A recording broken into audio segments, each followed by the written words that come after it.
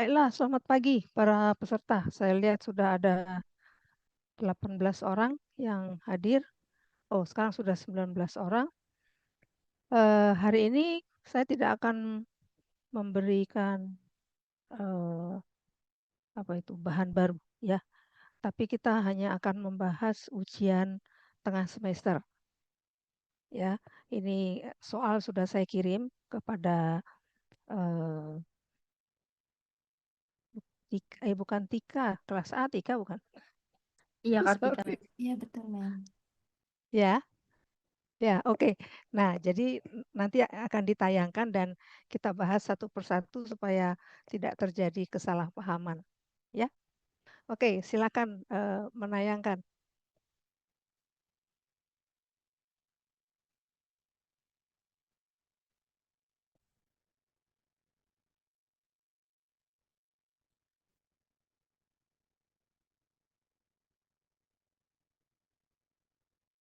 Ya, tulisannya bisa dibesarkan sedikit. Ya, begitu. Oke, terima kasih. Ya, jadi kalau Anda lihat itu di atas ya, waktunya itu tanggal 14 sampai 21 April. Ya, artinya bukan kita ketemu terus selama 7 hari. Ya, nanti Anda akan melihat mengapa 2 tanggal. Ya, nah sekarang tugasnya dulu nih. Ya, Anda harus menulis makalah argumentatif. Ya, jadi bukan deskripsi, bukan narasi, dan eh, apa namanya eksposisi boleh sedikit, tapi khususnya harus argumentatif. Ya, panjangnya 3 sampai 5 halaman. Ya, eh, jadi jangan lebih. Ya, spasinya 1,5. Ya, saya nggak nulis tuh spasi 1,5. Ya, oke. Nah, kalau memang tidak bisa dihindari karena ada tabel atau apa, saya beri toleransi kelebihan 1 halaman. Ya, oke. Jadi kalau lebih dari 6 halaman saya nggak periksa, nggak ada waktu soalnya. Baik. Nah, ini soalnya 3 dan Anda boleh pilih satu. Ya, soal yang pertama. Jelaskan hubungan kode etik dan kode perilaku penerjemah HPI atau kode etik juru bahasa AICI dengan 15 aturan dasar. Ya, kalian kan sudah pernah belajarkan dengan saya apa namanya yang PPT-nya 6 aturan. Ya, jadi di dalamnya ada aturan dasar 15, lalu ada 5 aturan lain. Ya, makanya saya bilangnya 6 aturan karena ini 15 aturan dasar itu satu di antara yang 6. Ya. Nah, jadi membandingkan Anda ya supaya bisa melihat penerapan aturan dasar di kode etik ya. Anda boleh pilih ya kode etik penerjemah atau kode etik suruh bahasa ya. Karena perkumpulannya juga berbeda, maka ya Anda kalau ambil yang penerjemah itu adanya di HPI, kalau bahasanya di AICI. Ya, itu soal satu.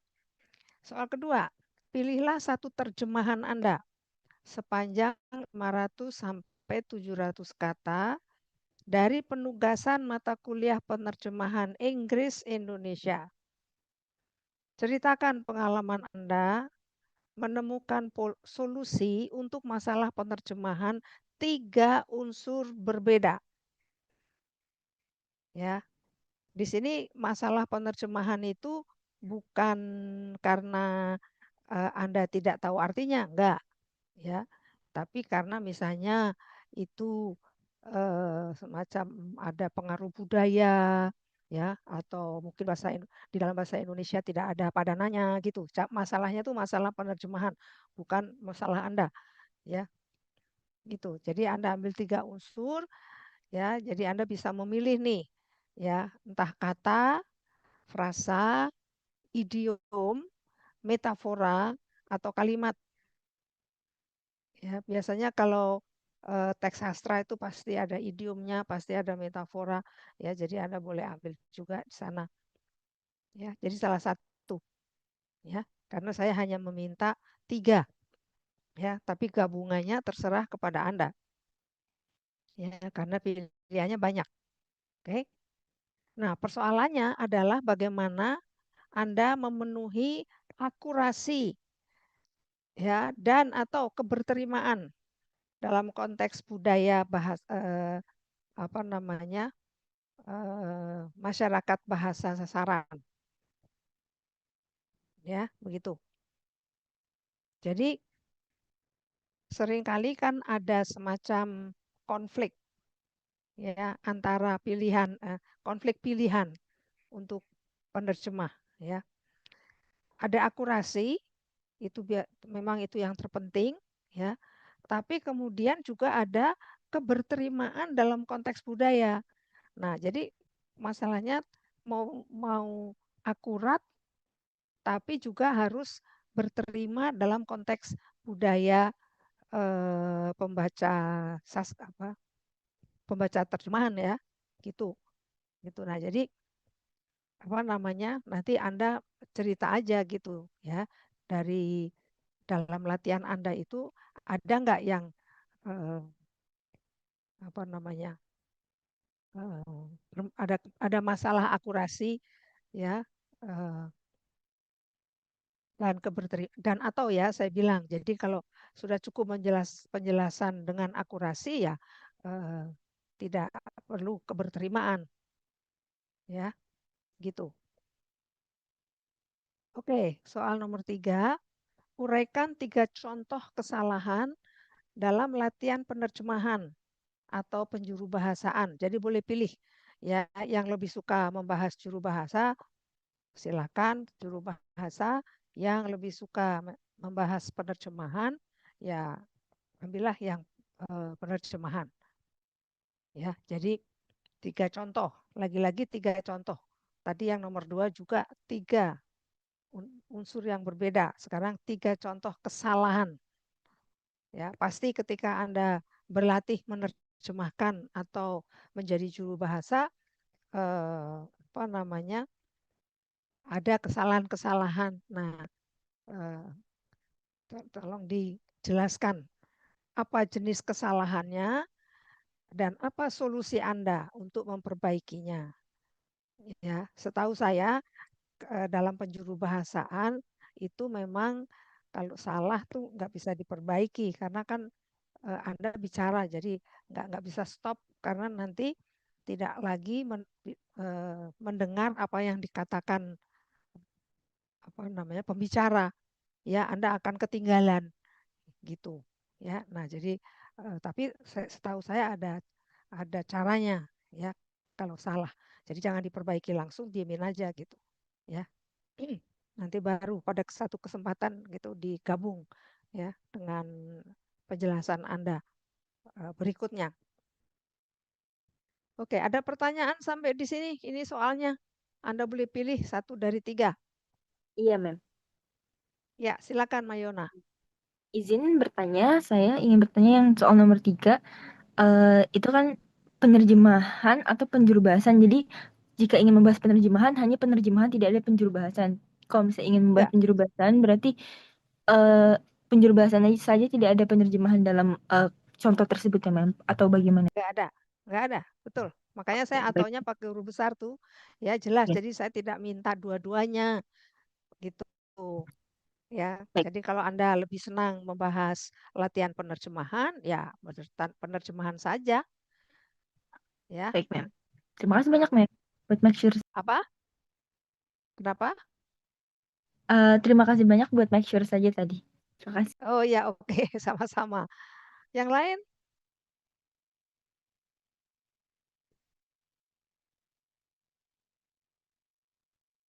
Mem, Oke, kalau izin ya, bertanya, silakan Gary. untuk yang soal nomor 2 itu maksudnya gimana ya, Mem? Pilih satu terjemahan Anda sebanyak 500 sampai 700 kata. Maksudnya dari tugas mata kuliah penerjemahan yang udah kita laluin ini, cari penerjemahan Inggris Indo itu yang ada sebanyak 500 kata itu atau gimana, Mem? Iya betul, ya betul. Maksud saya jangan panjang-panjang atau jangan terlalu pendek.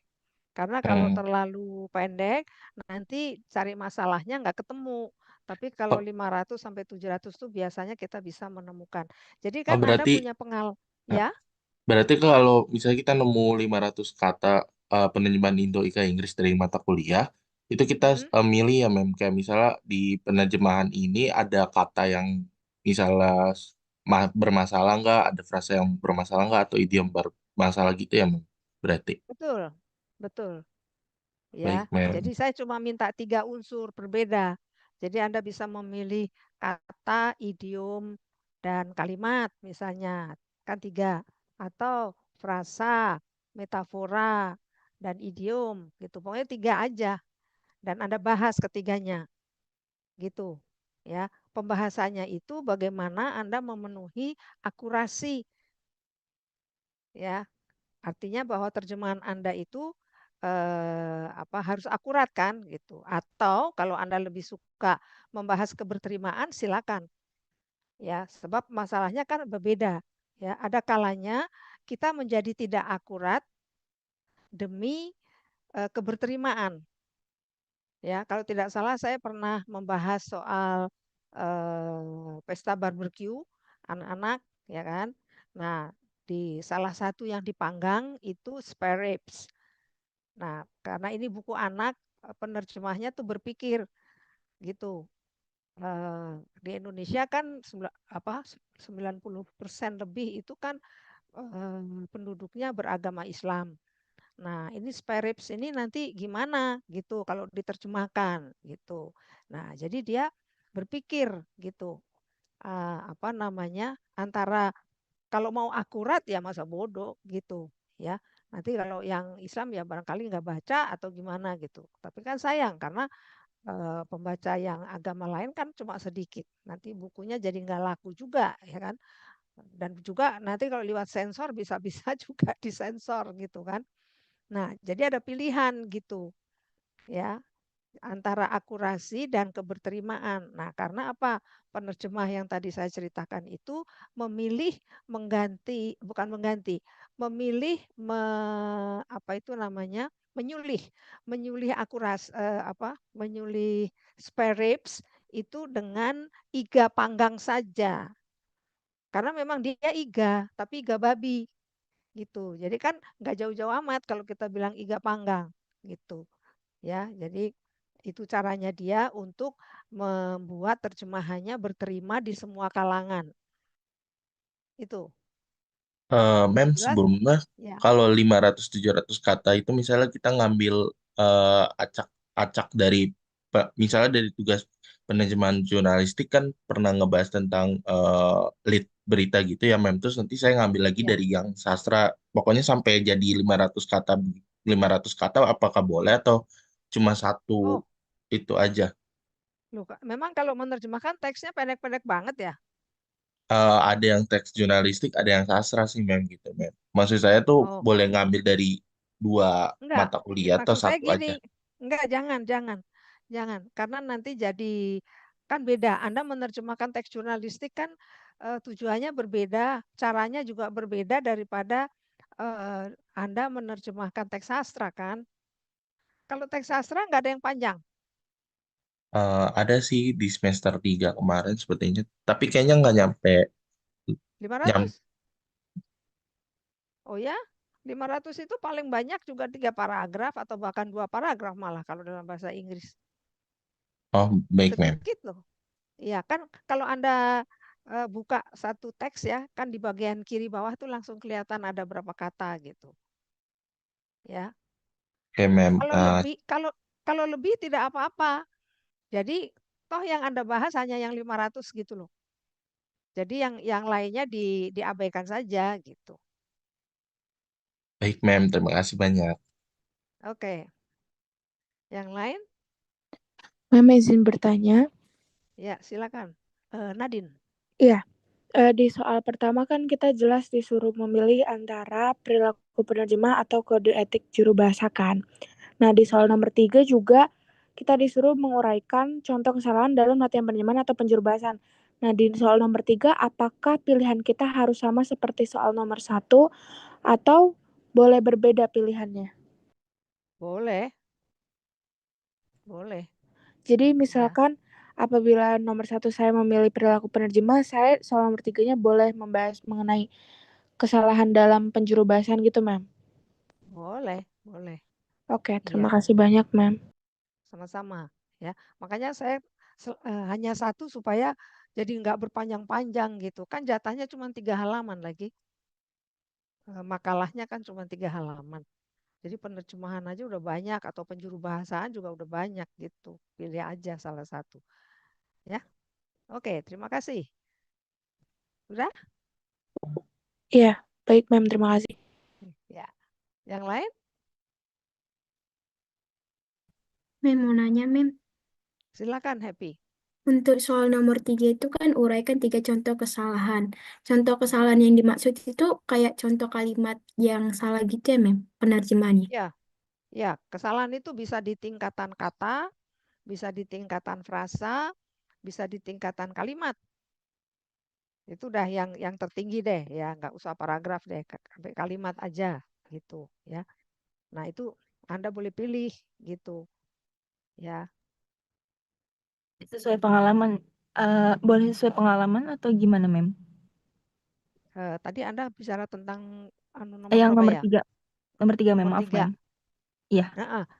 Iya, tentu saja pengalaman karena kan kesalahan dalam latihan penerjemahan. Latihan kami menerjemahkan. Oh ya, menjurubahasakan boleh. Jadi Anda supaya Anda nggak cari bahan lagi, kan dulu Anda pasti masih punya kan apa namanya teks-teks latihan dan malah mungkin sudah ada jawabannya, jadi Anda tahu bahwa itu salah segala macam kan gitu. Saya hanya Betul. ingin Anda itu menganalisis kesalahan itu gitu. Iya. Baik, Mem. Terima kasih banyak. Ya. Tapi yang penting adalah menjelaskan solusinya ya. Jadi Anda sekarang tahu itu salah. Nah, lalu gimana nih supaya nggak salah? Apakah pilihannya Anda cari padanan lain atau mungkin tekniknya yang diubah gitu ya. Oke. Jadi, Masih Mem, ada? teksnya itu bebas ya, Mem. Mau teks akademi maupun teks sastra ya, Mem, untuk analisisnya. Oh iya boleh pilih. Ya, kalian kan sudah pernah teks akademik, teks sastra, teks jurnalistik udah pernah belum? Masih lead sama judulnya, Miss. Oh, oke. Ya, terus apa lagi yang satu akademik?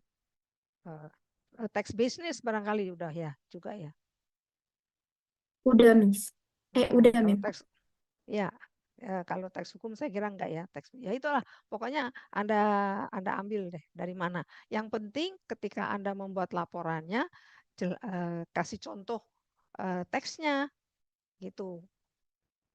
Ya, jadi nggak usah panjang-panjang kayak seperti tadi 500 kata gitu yang ada 3 kesalahan gitu. Andaikan 3 kesalahan itu berada pada paragraf yang berbeda dan jauh-jauh tempatnya, ya diambil paragrafnya aja gitu supaya untuk menghemat tempat ya. Sudah?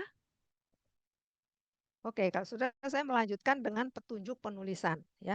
Karena pengalaman saya mengoreksi tugas yang kalian serahkan itu kan ada 1 tugas apa 2 tugas sudah tuh ya. Nah, itu kan tulisannya itu macam-macam gitu ya. Misalnya ketika membahas penerjemahan letusan apa namanya erupsi Gunung Krakatau ya itu apa tidak mengikuti cara membahas terjemahan gitu aja. Jadi saya sekarang kasih petunjuk penulisannya gitu ya. Dan juga bahasanya masih ya ampun bahasa percakapan masuk gitu ya. Oke. Sekarang petunjuk penulisan caranya nih ya. Anda pasti sudah melakukan analisis apapun Anda memilih soal tadi kan kalau misalnya ada teks teks bahasa Inggris lalu ada terjemahannya, pasti kan Anda udah obrak-abrik gitu kan untuk cari masalahnya gitu ya misalnya. Nah, itulah yang saya maksud dengan menghimpun bahan dan gagasan yang akan disampaikan dalam makalah. Ya, gitu. Jadi bagusnya kalau Anda mengobrak-abrik teks tadi untuk mencari kesalahan, mencari solusi, ya dicatat katanya apa, kalimatnya apa gitu. Jadi Anda sudah punya catatan, nanti lebih gampang untuk menggabungnya gitu. Itu yang saya maksud dengan himpun bahan dan gagasan itu. Ya, gitu. Jadi kalau memeriksa terjemahan Anda sendiri itu jangan cuma dicoret atau dikasih tanda, jangan dicatat kesalahannya apa sehingga untuk Anda ada pegangan gitu nantinya ya. Jangan udah mau nulis baru bingung mulai dari mana gitu ya. Baik, jadi itu yang pertama ya. Nah, setelah semua bahan terkumpul, baru Anda merumuskan topik makalah. Ya, karena Anda kan nggak pernah tahu ada apa saja tadinya, ya kan? Nah, jadi topik makalah. Misalnya nih, kebetulan ada yang menemukan masalah penerjemahan di eh, di nomina, ya kata benda gitu. Kebetulan ya data yang Anda temukan tadi saya suruh cari 3 kan ya, itu semuanya nomina gitu. Nah, jadi kan masalah nomina sama masalah adjektiva atau kelas kata yang lain itu kan berbeda-beda ya kan. Nah, jadi kebetulan kalau itu semuanya nomina, jadi Anda bisa merumuskan satu topik mengenai nomina itu gitu. Kebetulan nominanya itu berkaitan dengan kebudayaan ya, seperti ada kata-kata Inggris yang khas budaya Inggris misalnya gitu ya. Nah, itu kan Anda akan bisa mempersempit topiknya gitu bahwa fokusnya itu cuma kata budaya misalnya gitu. Ya. Jadi itu merumuskan topik ya. Jadi yang penting himpun bahannya dulu baru merumuskan topik ya. Topik ini nanti jadi judul. Ya, gitu. Tapi sementara disebut topik dulu karena Anda kan belum punya tulisan. Ya, sama kalau orang mau punya anak kalau masih dalam perut kan belum dikasih nama. Nanti kalau udah lahir baru dikasih nama. Nah, jadi tulisan Anda juga gitu. Kalau masih di otak Anda jangan dikasih nama dulu. Nanti kalau sudah jadi tulisan baru kasih topiknya. Kasih judulnya. Ya, jadi yang penting topiknya supaya terbatas Anda punya fokus. Pokoknya saya hanya membahas yang ini. Gitu. Ya. Nah, setelah Anda merumuskan topik, baru Anda menyusun ragangan atau outline isi makalah Anda. Kan tadi Anda sudah mencatat semua gagasan yang mau Anda sampaikan, ya kan? Anda sudah punya topik. Nah, sekarang tinggal mengurutkan mana dulu nih yang mau dibahas. Apakah pembahasannya mau mengikuti eh, kata-kata yang Anda temukan yang mau Anda bahas atau gimana gitu, ya. Nah, kalau sudah menemukan ragangannya itu, ya. Nah, itu nanti kan gampang untuk Anda untuk menulis pendahuluan karena Anda udah tahu persis apa yang mau dibahas. Gitu. Ya. Nomor 4. Anda menulis draft makalah sepanjang 3 sampai 5 halaman. Ya, jadi mulai dari pendahuluan hingga kesimpulan. Ya, kan biasanya ada pendahuluan, pembahasan, kesimpulan kan gitu. Ya. Eh, apa namanya? Anda tidak perlu eh, memberi subjudul kalau memang nggak perlu. Tapi kalau Anda pikir lebih baik pakai subjudul ya Anda pakai pendahuluan, pembahasan dan kesimpulan gitu. Yang penting jangan pakai bab. Karena ini makalah. Kalau Anda menyusun skripsi nanti pakai bab. Tapi kalau makalah nggak ada babnya. Ya cukup subjudul aja. Ya kan Anda punya judul besar di depan, nah lalu nanti di dalamnya ada subjudul. Ya, oke. Dan jangan lupa memberi daftar referensi. Pasti Anda menggunakan apa namanya gagasan dari berbagai ahli penerjemahan. Kan Anda pasti sudah dapat semacam teori penerjemahan dengan buku-bukunya, ya kan? Anda bisa mengacu ke sana gitu. Tapi jangan lupa bikin daftar referensinya. Gitu. Nah, ini ketika Anda membaca buku-buku teori tadi, ya, jangan menyalin, ya, tapi parafrasakan. Kalau Anda melihat ada entah satu paragraf atau satu kalimat yang penting, ya, jangan disalin, diparafrasakan. Semua tahu kan artinya parafrasa? Kayaknya kita udah bahas itu ya, parafrasa. Udah, Mem. Oke, jadi Anda sudah tahu itu. Jadi ya, kalau pendek Anda bisa pakai parafrasa, kalau cukup panjang pakai ringkasan. Ya. Nah, yang penting adalah setiap kali Anda menaruh kutipan, ya, itu harus ada pertanggungjawaban, yaitu acuan. Ya kan? Kan waktu itu Anda juga sudah belajar bagaimana mengacu dan Anda juga sudah tahu bahwa kalian harus menggunakan gaya EPA. Ya, jadi jangan campur aduk ya, kalau sudah EPA, EPA saja gitu. Ya, kalau lupa bagaimana persisnya EPA, cari di Google, ada contoh-contohnya gitu. Kalau ada kebetulan Anda tidak punya catatannya gitu, ya. Oke, nah ini peringatan saya adalah jangan menyalin dari sumber acuan. Ya, itu sebabnya tadi saya mengatakan bahwa Anda harus membuat parafrasa atau ringkasan, tidak boleh menyalin. Ya, gitu. Anda hanya boleh menyalin kalau Anda misalnya mau mengkritik pendapat dari si ahli penerjemahan itu. Misalnya sesuai dengan data Anda, karena data Anda itu ternyata memunculkan masalah yang nggak pernah dibahas sama ahli penerjemahannya. Nah, di situ Anda bisa kritik. Kalau mau kritik itu boleh, ya. Tapi kalau nggak boleh. Oke?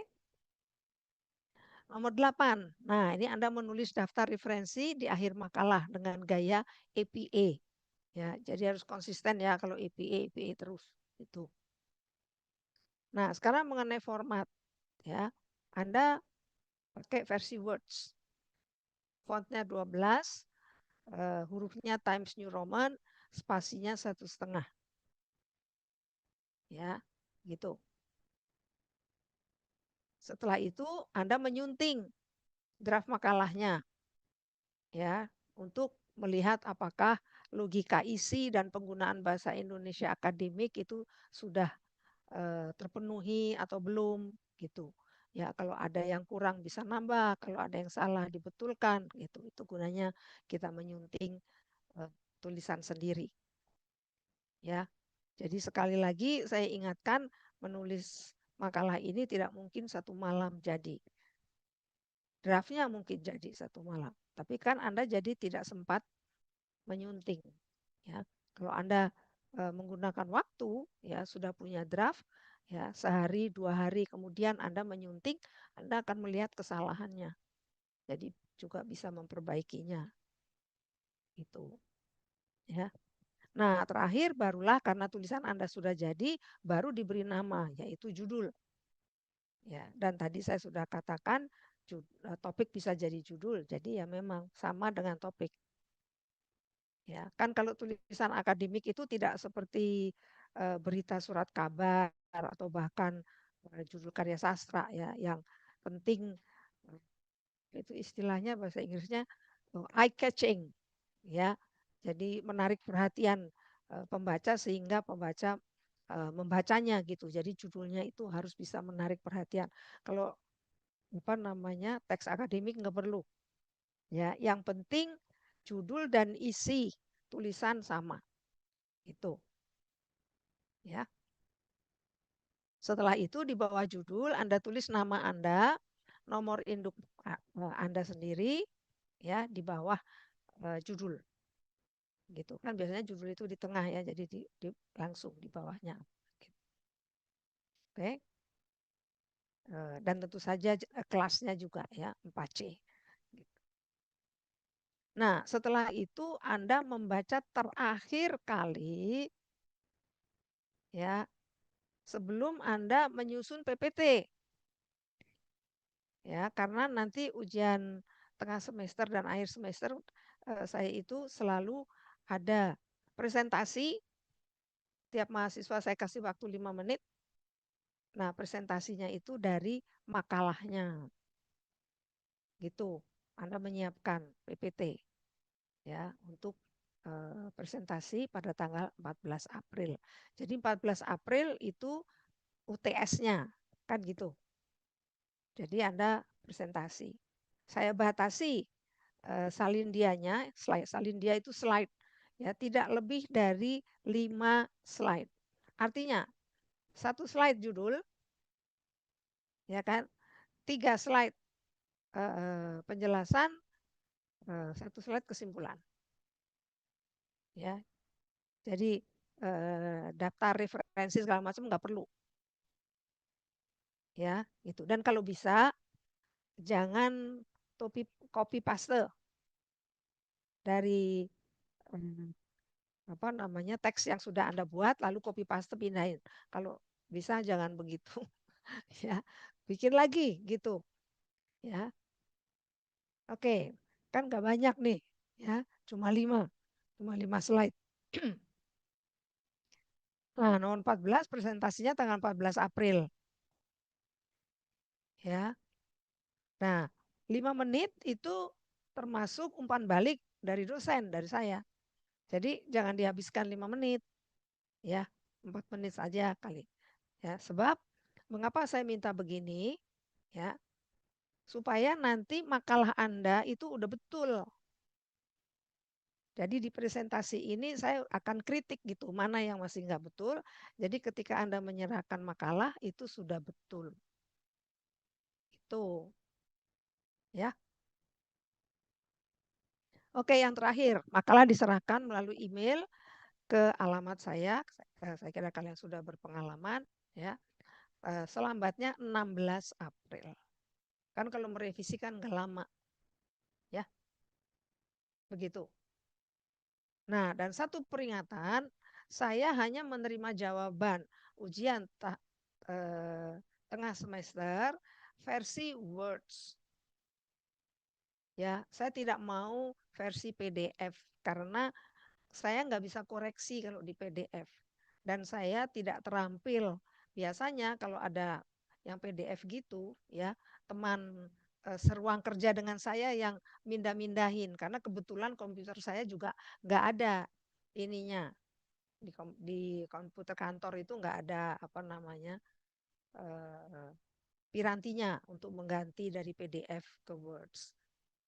Ya, jadi gunakan Words, ya, gitu. Dan juga jangan, saya lihat beberapa orang, saya tidak tahu apa di kelas ini atau di kelas lain, itu pakai, kalau nggak salah pakai chat deh, pakai chat di Gmail deh kalau nggak salah.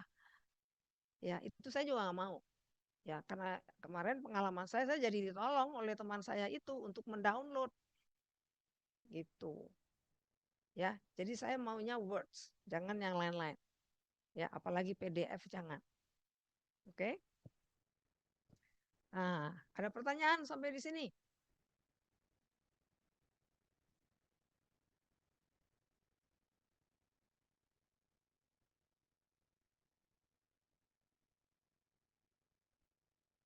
Maaf, Mem, tadi saya mungkin agak nggak terlalu dengar. Ini boleh pakai cover apa enggak ya, Mem? Oh, nggak usah. Oh, nggak usah ya, Mem. Baik, jadi nama Nggak dan NIM usah. saja, Mem. Iya, nama dan name. Oh, ya. Baik, Mem. Nanti kalau skripsi baru deh pakai cover. Kalau yang ini nggak usah. Ya. Baik, Mem. Terima kasih.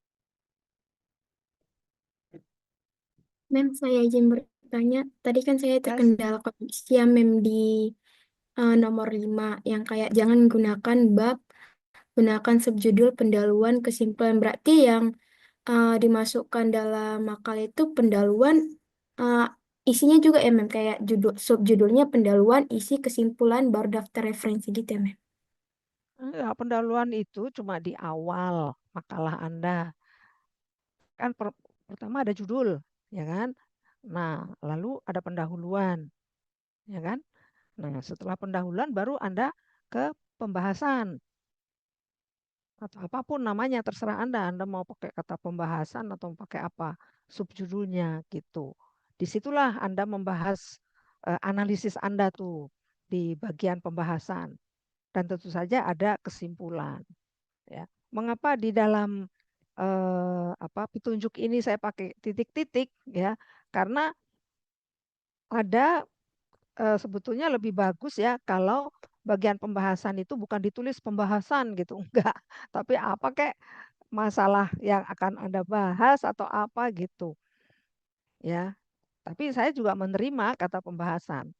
Jadi ada 3 bagian ya, tapi bukan artinya bahwa di setiap bagian itu Anda pakai pendahuluan lagi dan kesimpulan lagi, enggak. Ya, pendahuluan itu di awal makalah, kesimpulan itu di akhir makalah. Gitu Ya, baik, Mem. ya. Terima kasih banyak, Mem. Oke, sama-sama. Masih ada?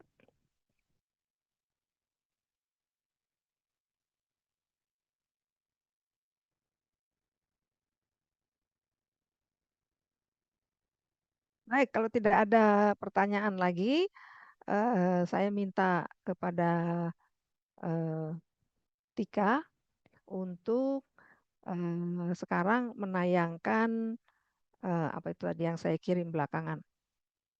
Hmm,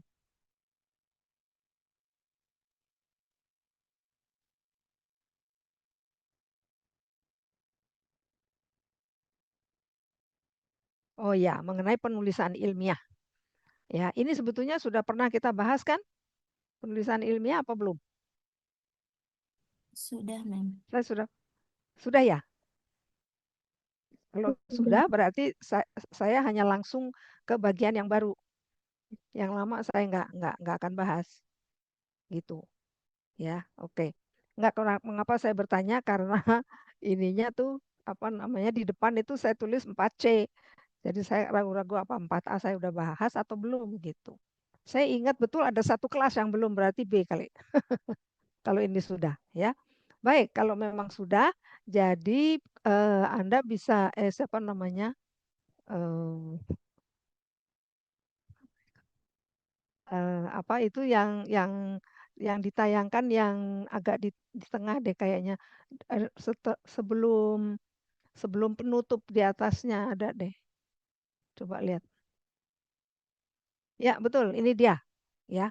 Saya tambahkan ini ya, tata cara penulisan karya ilmiah ya. Karena saya melihat tulisan kalian itu contoh itu dipakai tanda petik gitu. Ya, padahal enggak harusnya ya, gitu. Jadi ini saya beritahu juga ya bahwa contoh kata, frasa, kalimat itu ditulis dengan huruf miring tanpa tanda petik. Nanti Anda akan melihat kapan pakai tanda petik. Hanya ditulis dengan huruf miring. Ya, itu aja. Nah, sekarang kalau mengenai salinan dari sumber acuan, entah itu kata, frasa, atau kalimat, baru itu dikasih tanda petik. Pokoknya tiap kali Anda menyalin harus pakai tanda petik. Supaya ada bedanya ya dengan tulisan Anda. Kalau disisipkan begitu saja kan saya nggak tahu yang mana tulisan Anda dan mana yang sebetulnya Anda ambil dari tulisan lain gitu. Ya. Nah, jadi itu untuk kata, frasa, dan kalimat ya yang ditulis di dalam paragraf Anda. Ya, dikasih tanda petik gitu. Nah, setelah selesai kalimat salinan tadi, tentu saja dikasih acuan ya dalam tanda kurung itu. Nulis angka tahun, halaman kan gitu biasanya. Ya. Nah, tapi ketika Anda harus menyalin seluruh paragraf ya, itu tidak boleh disisipkan di antara kalimat Anda, nggak boleh. Ya, dia harus membentuk paragraf sendiri. Dan caranya contoh itu dimasukkan lebih dalam, jadi dia agak di tengah gitu nanti kelihatan tanpa tanda petik. Ya, jadi kalau Anda membuat paragraf itu kan tulisan Anda itu misalnya 5 ketukan. Anda mulai paragraf, ya kan? Nah, baru nanti yang baris kedua itu ke ujung gitu ya. Jadi kelihatan masuknya gitu. Ya, itu namanya takik. Nah, contoh Anda itu apa namanya? Yang baris pertama ya, itu masuk 5 ketukan lagi dari awal paragraf. Caranya begitu. Sehingga nanti teks yang selanjutnya itu sejajar dengan paragraf. Begitu. Ya, itu kalau Anda menggunakan paragraf bertakik. Ya. Nah, dan saya juga perlu mengingatkan bahwa kalau Anda menggunakan paragraf bertakik, ya, tidak boleh dikasih jarak. Ya. Nah, tapi kalau Anda menggunakan paragraf tanpa takik, itu kan gaya Amerika itu yang nggak pakai takik, itu harus ada jarak. Gitu. So kalau udah ada takik orang tahu kok ini paragraf lain gitu. Ya, tapi kalau Anda nggak pakai takik, kan orang jadi bingung, yang mana nih selanjutnya? Paragrafnya kok panjang bener gitu, padahal ternyata ada 3 paragraf digabung karena nggak kasih jarak. Ya, jadi kalau paragraf tanpa takik itu dikasih jarak. Ya, paragraf bertakik tanpa jarak. Ingat itu ya. Gitu. Oke, jadi tadi salinan panjang itu membentuk paragraf sendiri. Ya, dan di bawahnya baru dikasih acuan. Oke. Lanjut. Ya. Nah, ini mengenai contoh. Ya. Ketika contoh itu disisipkan di dalam bahasan Anda, ya. Kan ada contoh yang ditaruh di dalam tabel. Nah, itu lain lagi deh ya, tapi ini yang dimasukkan dalam teks Anda. Ya, maka Anda harus menggunakan huruf miring dan tanpa tanda petik. Ya. Jadi Anda harus membedakan. Kalau Anda menyalin suatu teori, kalimat dari buku teori itu pakai tanda petik. Tapi kalau Anda memberi contoh dari hasil analisis Anda, cukup huruf miring tanpa tanda petik. Ya. Oke. Nah, karena ini tentang terjemahan, jadi kalau Anda mau menulis teks sumber dan teks sasaran, ya, pisahkan itu dengan tanda itu. Saya nggak tahu namanya apa itu. Ya, yang seperti panah tanpa batang gitu. Anak panah tanpa batangnya. Ya, oke itu. Gitu. Anda bahwa yang ini terjemahannya gitu. Ya.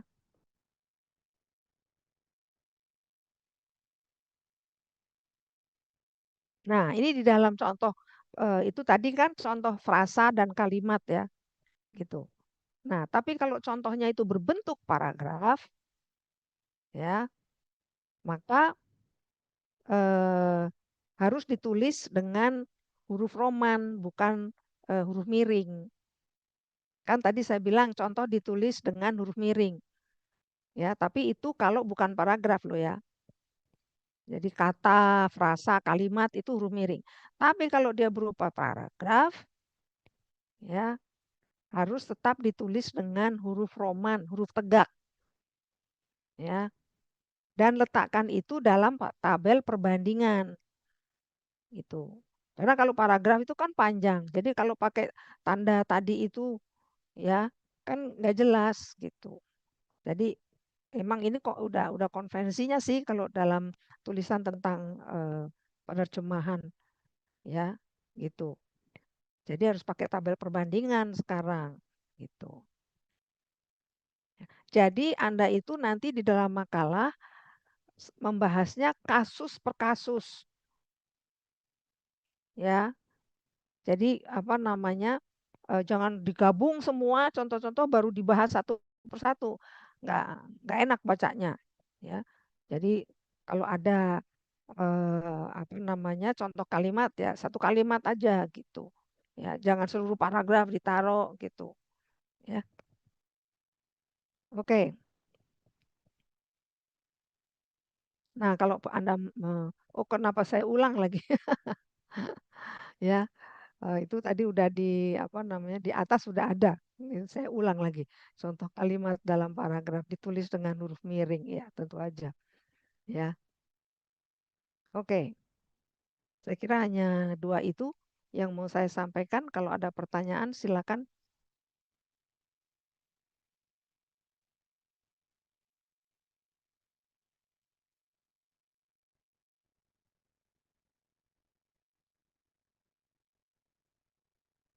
Tidak ada? Oke, kalau tidak ada saya yang bertanya. Eh, apakah dalam penulisan makalah atau nanti skripsi, ya, itu Anda sudah pernah diberi petunjuk tentang cara menulisnya? Nah, misalnya ada mata kuliah semacam bahasa Indonesia akademik gitu atau penyusunan makalah gitu. Eh, izin Ya, menjawab, silakan. Mem. Kita sudah Silakan. pernah mendapatkan mata kuliah menulis teks akademik bahasa Indonesia, Mem, di semester sebelumnya. Oke. Nah, maksud saya begini. Yang penting ya adalah konsistensi.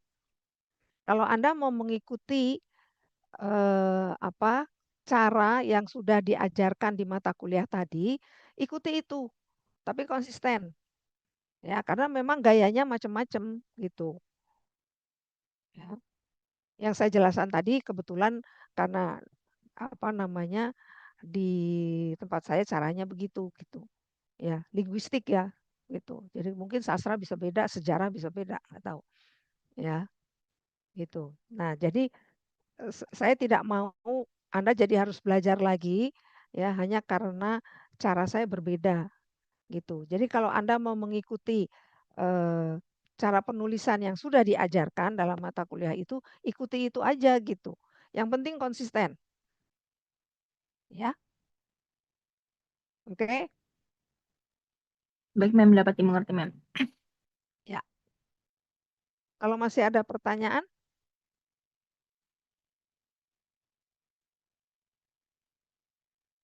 Mem, saya izin bertanya, Mem.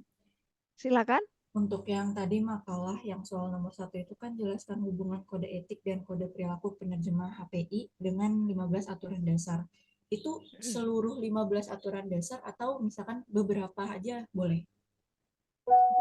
Caranya itu Anda harus menelisik dulu ya. Di sebelah kiri Anda itu atau di sebelah kanan Anda itu 15 peraturan dasar ya. Di sebelah kiri Anda itu ada kode etik. Anda cari tuh yang apa namanya aturan di dalam kode etik itu ya yang berkaitan sama persis pasti enggak ya karena caranya juga akan beda ya. Jadi yang berkaitan dengan aturan dasar. Jadi Anda tidak perlu memuat dua-duanya, nggak usah. Tapi Anda mengatakan aja. Jadi ada menurut kode etik, dia pakai apa nomor aturan sekian atau apa gitu, ya. Eh, yang ini gitu. Lalu Anda apa namanya apa namanya untuk mempertegas ya bagian yang sama itu boleh Anda tulis dengan huruf tebal atau apa gitu, ya.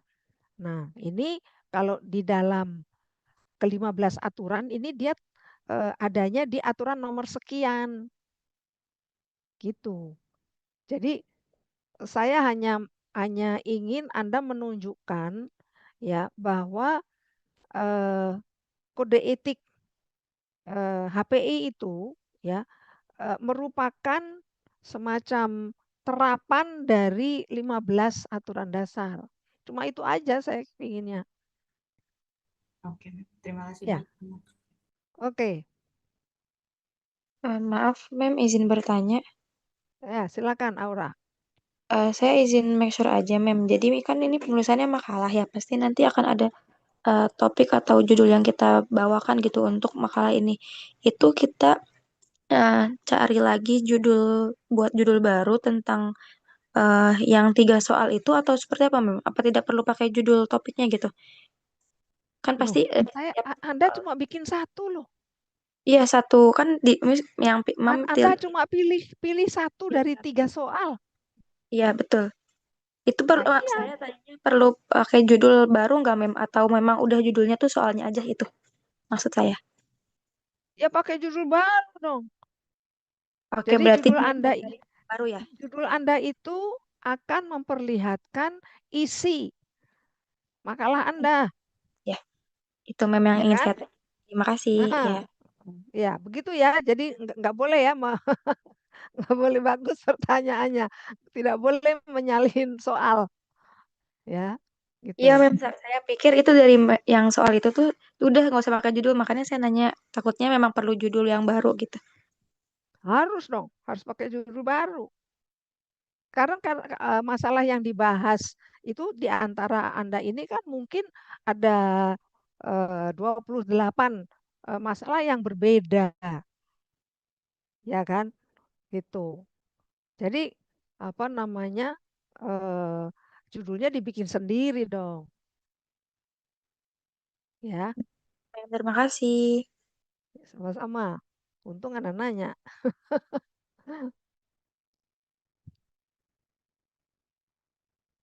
Yang lain?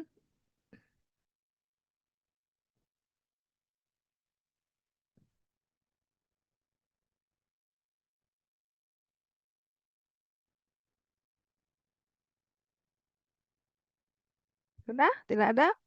Baiklah. Kalau memang sudah tidak ada, kita bisa berpisah ya sementara. Ya, nanti setelah ujian tengah semester ketemu lagi.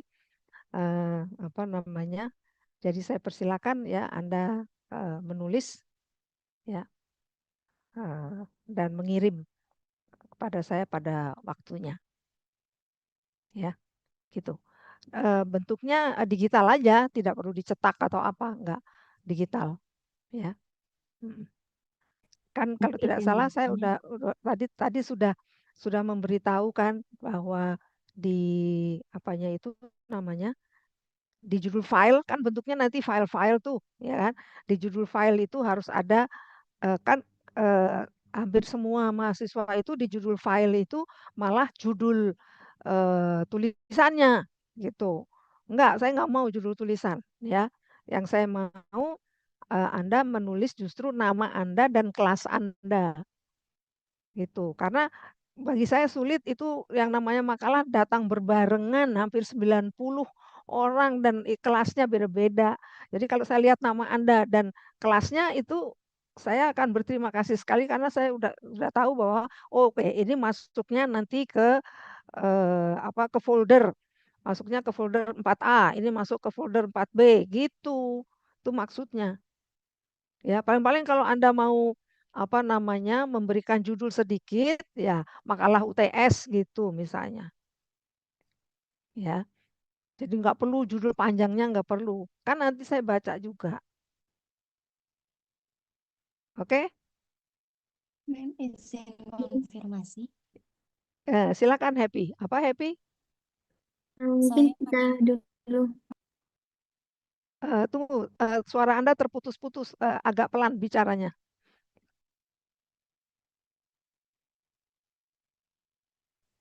Izin konfirmasi, Mem. Masih nggak dengar saya. Apa?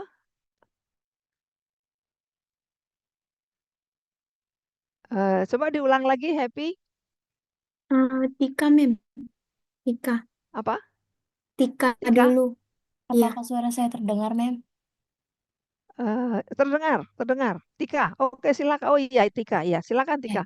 izin konfirmasi, Mem. Besok itu kan kelas 4A ada kelas pengganti ya, Mem. Itu jadi Mm-mm. dilaksanakan atau tidak ya, Mem? Besok tuh ada apa? Hari Sabtu ya? Iya. Eh, eh, eh, saya pikir tuh, oh, pantesan saya tuh kemarin tuh lihat gitu Sabtu, oh Sabtu kuliah sih gitu. Apa namanya? eh, Begini masalahnya. Kalian merasa perlu apa nggak perlu? Kalau nggak perlu ya sudah gitu. Saya selalu saja ada bahan yang bisa saya bahas sih, tapi kalau itu lebih baik kan waktunya dipakai untuk menulis makalahnya gitu. Karena kalau kalian eh, besok merasa tidak diperlukan pertemuan tambahan ya nggak apa-apa. Ya memang Kalau nanti ya mohon apa? maaf, mohon maaf, kalau misalnya kita menggunakan waktu itu untuk progres makalah, menurut Mem bagaimana? Oh boleh aja, boleh, ya boleh, boleh. Ya, jadi kita adakan semacam tanya jawab gitu ya. Heeh. Bagus juga tuh idenya.